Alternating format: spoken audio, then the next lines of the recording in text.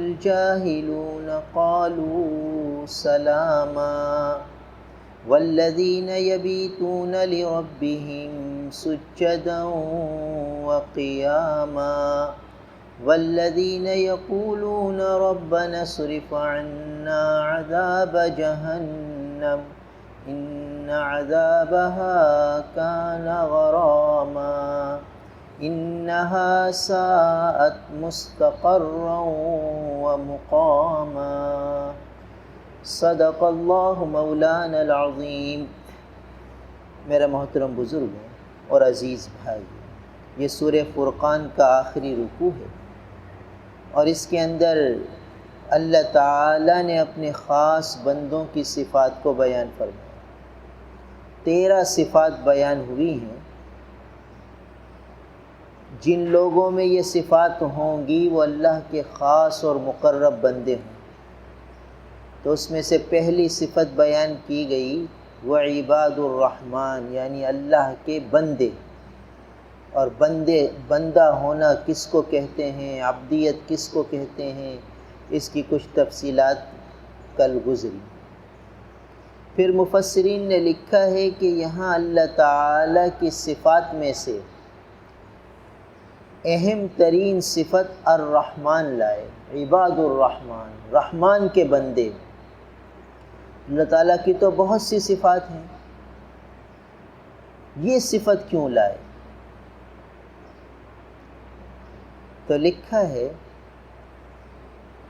کہ جو رحمان کے بندے ہوتے ہیں ان میں صفت رحمت غالب ہوتی ہے۔ اللہ تعالیٰ کی صفت رحمت ان میں غالب ہوتی ہے۔ پھر رحمان کے کیا معنی ہیں، رحیم کے کیا معنی ہیں؟ تو علماء نے لکھا ہے کہ رحمان کے معنی ہیں عام الرحمہ، یعنی جس کی رحمت سب پر عام ہو، ماننے والوں پر بھی ہو، نہ ماننے والوں پر بھی ہو، سب پر اس کی رحمت عام ہو۔ اور رحیم کے معنی ہیں تام الرحمہ، یعنی جس کی رحمت مکمل ہو، کامل ہو۔ اسی لیے مفسرین نے لکھا ہے کہ رحمان الدنیا و رحیمہا فی الآخرہ، کہ دنیا کا رحمان اور آخرت کا رحیم۔ کیا مطلب؟ کہ اللہ تعالیٰ کی رحمت دنیا میں سب پر عام ہے، ماننے والوں نہ ماننے والوں سب پر ہے، مگر کامل اور مکمل رحمت وہ دنیا میں ہو نہیں سکتی۔ دیکھو، ایک شخص کو صحت ملی تو کامل رحمت تو یہ ہے کہ ہمیشہ ہمیشہ صحت رہے، کبھی بیماری نہ آئے۔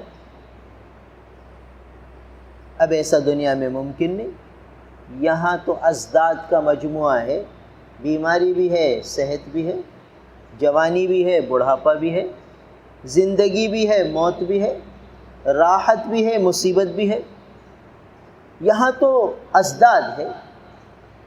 تو اب کسی پر رحمت ہو اور مکمل رحمت ہو تو اس کے لیے یہ دنیا کافی نہیں۔ مکمل رحمت کا مقام اور جگہ وہ جنت، وہاں پھر ایسی اللہ تعالیٰ نعمتیں دیں گے، ایسی راحتیں دیں گے کہ جس کے بعد کوئی مشقت نہیں ہو، کوئی پریشانی نہیں ہوگی، ایسی صحت دیں گے کہ پھر بیماری نہیں ہوگی، ایسی جوانی ہوگی کہ پھر بڑھاپا نہیں ہوگا، اور ایسی زندگی ہوگی کہ موت نہیں ہوگی، ہمیشہ ہمیشہ کی لازوال زندگی اللہ تعالیٰ عطا فرمائے۔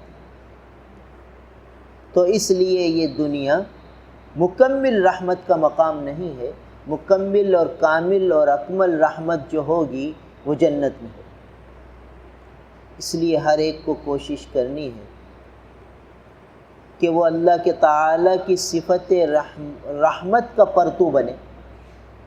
اسی لیے مدارس میں جب حدیث پاک کا سبق پڑھایا جاتا ہے تو عام طور پر ایک حدیث بیان کی جاتی ہے جس کو مسلسل بالاولیت کہا جاتی ہے، یعنی جب بھی محدث کسی کو پہلی دفعہ حدیث سناتے ہیں تو وہ اس حدیث کو سناتے، مسلسل بالاولیت، کہ اپنے شاگرد کو سب سے اول حدیث جو سنائی جاتی تھی وہ یہ حدیث تھی، جس میں ہے کہ ارحموا من فی الارض یرحمکم الرحمن تبارک و تعالی،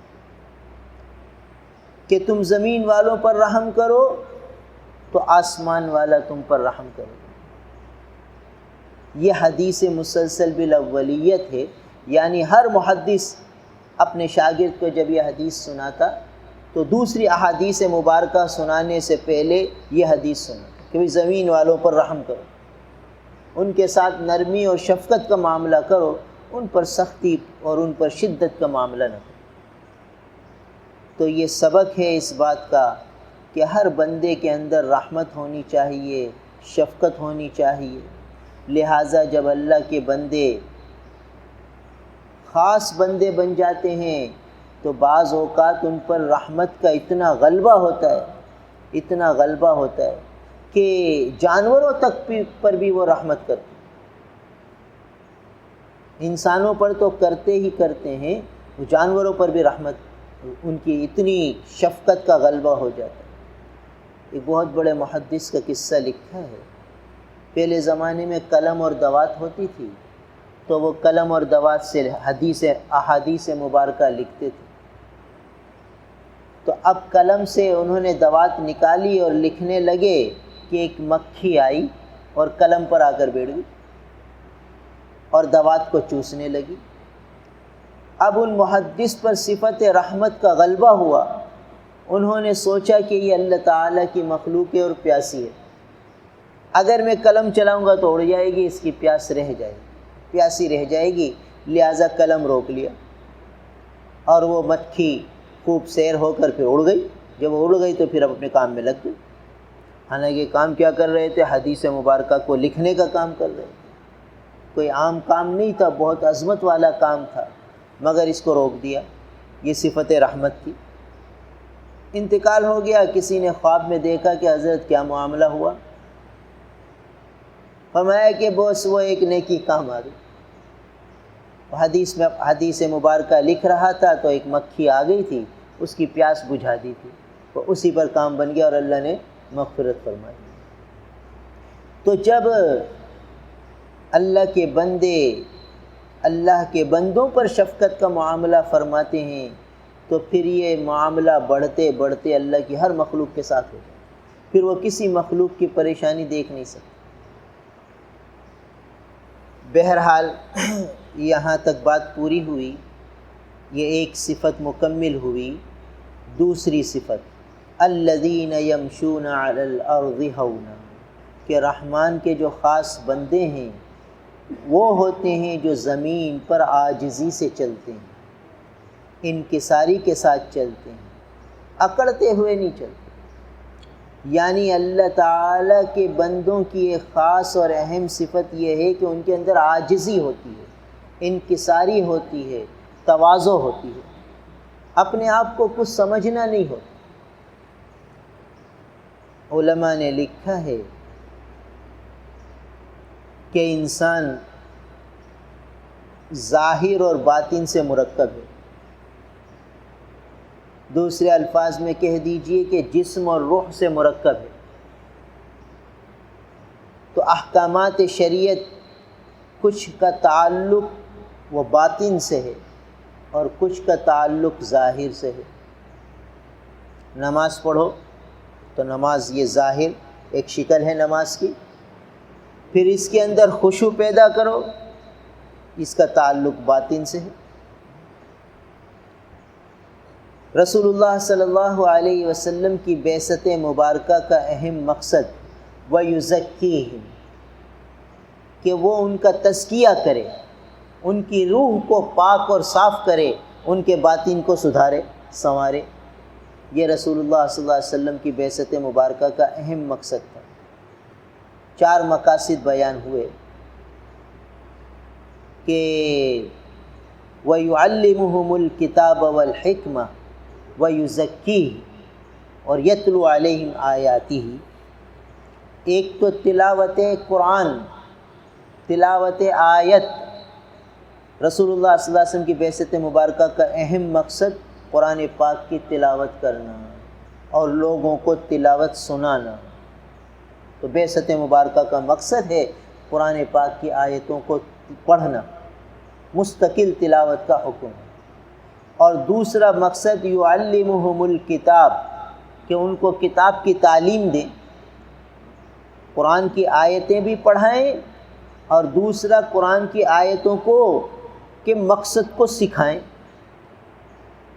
وَيُزَكِّيهِمْ، اور پھر ان کا تزکیہ بھی کریں، یعنی ان کے باطن کو بھی سنواریں اور صاف ستھرا کریں۔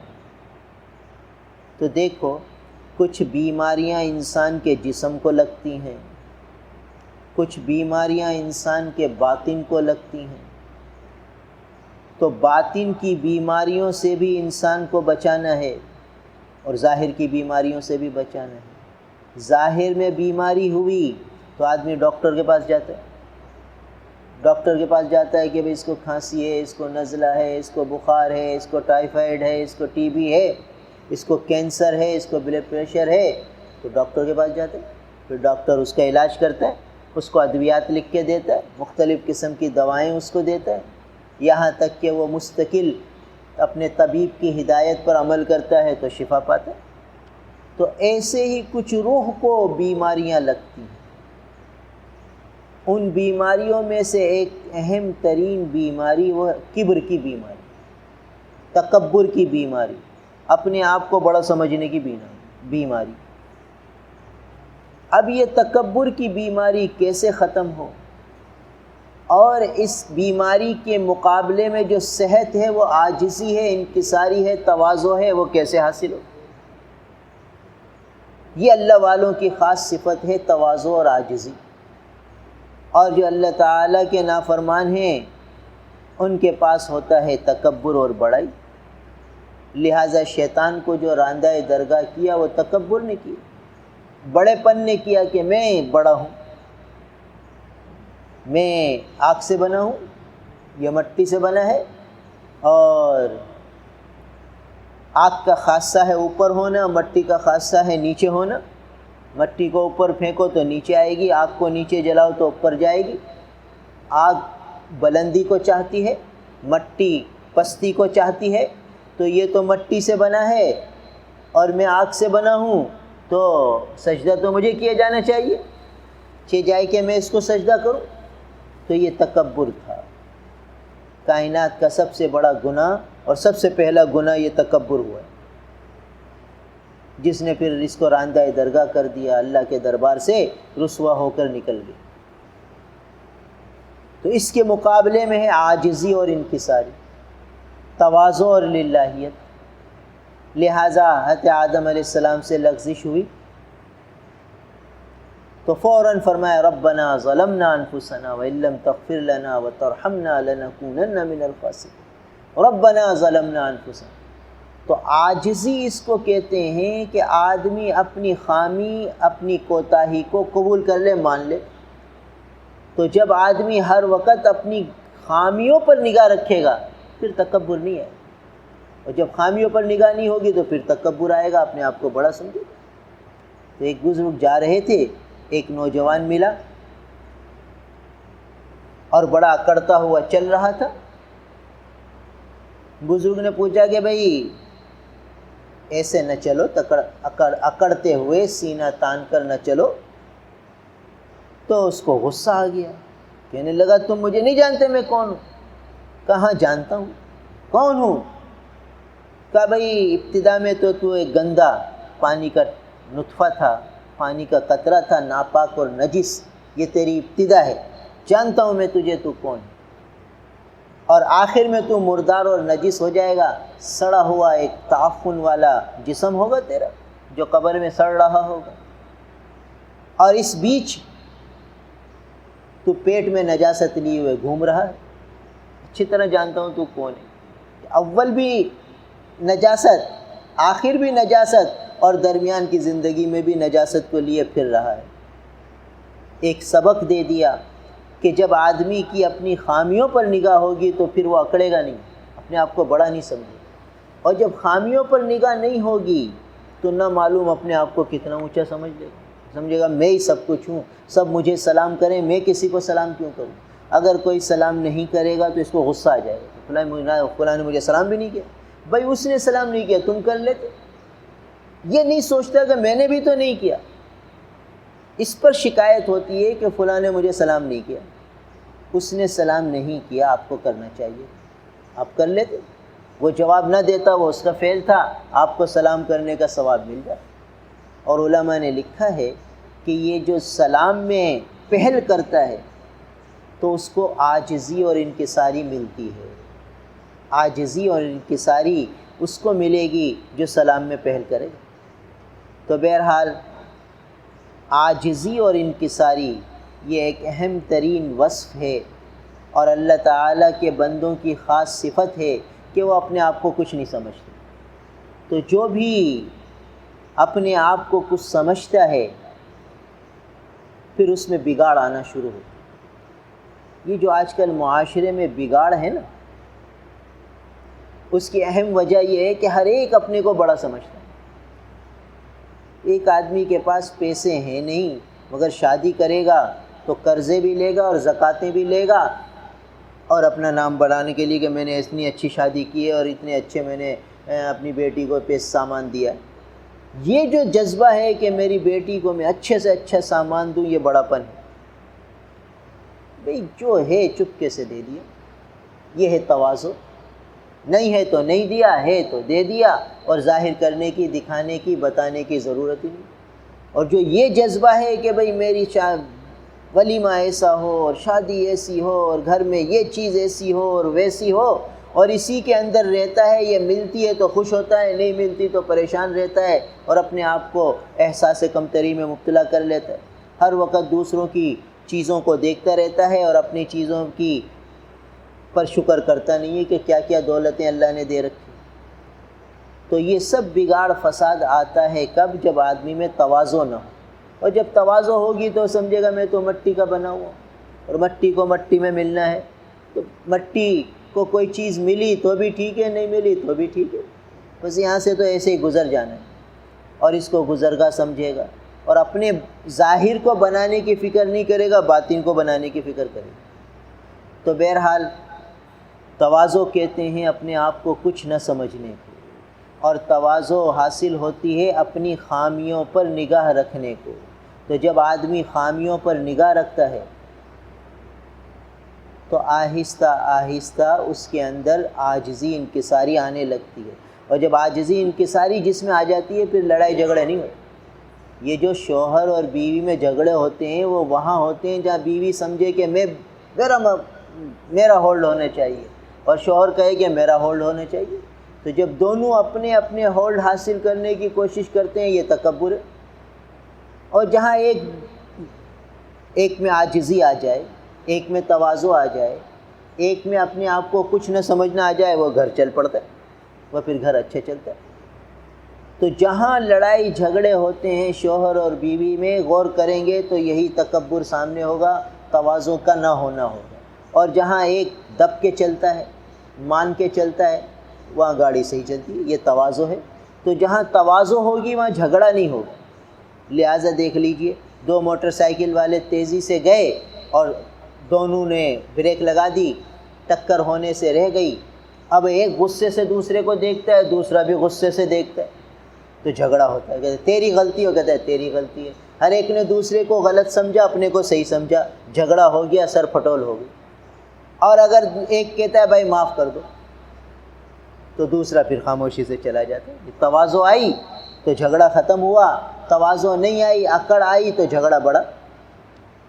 تو اگر تواضع کی صفت آج ہم لوگوں میں آ جائے، تمام مسلمانوں میں آ جائے، تو بہت سے بگاڑ اور فساد وہ ختم ہو جائیں گے۔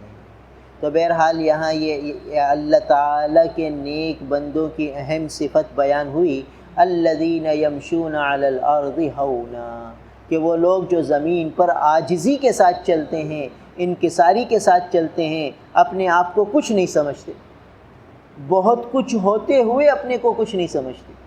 یہ ہے تواضع اور انکسار۔ آگے ایک اگلی صفت ہے وَإِذَا خَاطَبَهُمُ الْجَاهِلُونَ قَالُوا سَلَامًا، اور جب ان سے ناواقف لوگ بات کرتے ہیں، بحث مباحثہ کرتے ہیں تو یہ لڑائی جھگڑے کی بات نہیں کرتے بلکہ سلامتی کی بات کرتے ہیں۔ اور یہ لوگ اس حال میں رات گزارتے ہیں کہ اپنے رب کے سامنے کبھی سجدے کی حالت میں ہوتے ہیں، کبھی قیام کی حالت میں ہوتے ہیں، اور اس کے باوجود یہ دعا کرتے ہیں کہ اللہ ہم سے جہنم کے عذاب کو دور کر دیجئے، کیونکہ اس کا عذاب چمٹ جانے والا ہے اور یہ بہت برا ٹھکانہ اور بہت بری رہنے کی جگہ ہے۔ اللہ تعالیٰ الحمدللہ رب العالمین والعاقبۃ للمتقین والصلاة والسلام علی رسولہ محمد وآلہ واصحابہ اجمعین۔ لا الہ الا اللہ، نستغفر اللہ، نسألک الجنة جنة الفردوس ونعوذ بک من النار، وصلی اللہ تعالی علی خیر خلقہ محمد وآلہ واصحابہ اجمعین، آمین برحمتہ۔